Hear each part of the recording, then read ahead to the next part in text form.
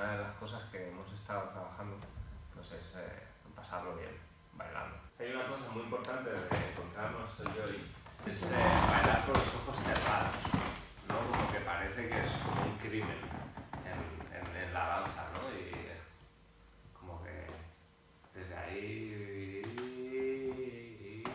Eso es verdad, tenemos un artista referente, el cual se llama Thom Yorke. Después hemos descifrado una cosa del joy, que es como bailar en el garito.